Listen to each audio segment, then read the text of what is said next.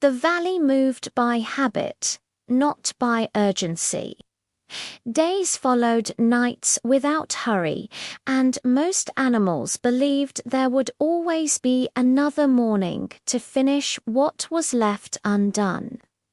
Near the old stone path lived a tortoise who kept time by shadows. He repaired the markers along the trail, clearing pebbles, straightening signs, and noting when the sun crossed certain rocks. He did this quietly, believing that small order saved lives. When travelers passed, the tortoise warned them about the river's moods and the cliffs that loosened after rain. He never shouted. He simply spoke once and stepped aside. Some thanked him, others nodded and walked on. Many smiled and said there was time. A hare often rested near the path, fast and admired, laughing at the tortoise's careful pace. He told others that worry made journeys longer. He said the tortoise enjoyed control, that he liked to slow everyone down. The words were light, delivered with charm, and they spread easily. A jay repeated them as a joke. A fox added that the tortoise watched shadows too closely, as if waiting for something to fail. The tortoise heard these things and chose silence. He believed his work would answer for him. When signs were moved aside, he replaced them. When warnings were ignored, he noted the hour and waited. Time, he trusted, revealed truth. The season shifted early. Rains came heavier than expected, swelling the river and loosening stone.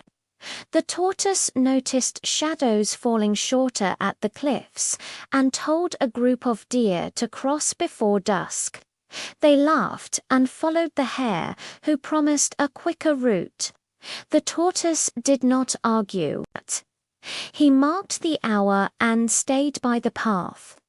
That night, a rock slide cut the quicker route. No one was hurt, but fear spread. The hare spoke first, saying the tortoise must have known and stayed quiet to look wise later. The jay agreed. The fox asked why the tortoise watched time so closely, if not to hide something. The story felt neat, and neat stories stick. At the next gathering, elders spoke of calm. The valley needed peace, not alarms. They said warnings should be loud or not given at all. The tortoise tried to explain shadows and hours, how small delays changed outcomes. His voice was steady, but the crowd had already chosen its rhythm. The hare asked why the tortoise had not forced them to listen. The tortoise had no answer that would satisfy those who preferred speed. They decided the tortoise would stop placing markers and keep away from decisions. It was called fairness. The tortoise bowed and returned to his shell, continuing his notes when no one could see them. Without markers, the path grew uncertain. Animals crossed when it felt right. Mornings stretched into afternoons. Warnings arrived late, carried by pride instead of care. The hare led again, confident and quick.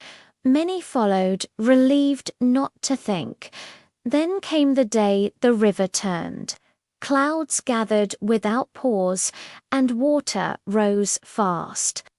The tortoise watched shadows vanish beneath grey light and knew there was little time. He stepped onto the path and called once. Few listened. T. Hare shouted back that panic wastes minutes. The crowd surged forward. The crossing failed. Water tore at footing, sweeping some away and trapping others on broken stone. The tortoise moved slowly but surely, guiding those nearest to higher ground. He held until his strength thinned and his breath burned. By the time the rain eased, losses were counted in silence. Afterward, blame searched for a place to land. Some said the tortoise should have shouted sooner. Others said he should have broken the rule and placed markers anyway. The hare said nothing. He did not need to. Regret filled the space where listening had been. The elders met again and chose an ending that felt clean. For causing confusion, for measuring time when others would not, the tortoise was told to leave the path. Exile would restore confidence, they said. The tortoise packed nothing. He left his notes by the river, ink running where rain touched them. Seasons passed, the valley survived, but it moved differently. Journeys grew cautious, then careless, then cautious again. Markers were missed too late. Sometimes, at dusk, animals found an old sign half buried and wondered who had placed it. The moral is this: when time is treated as endless and warnings are delayed by pride and gossip, the cost arrives without mercy, and it is paid by those who chose not to listen.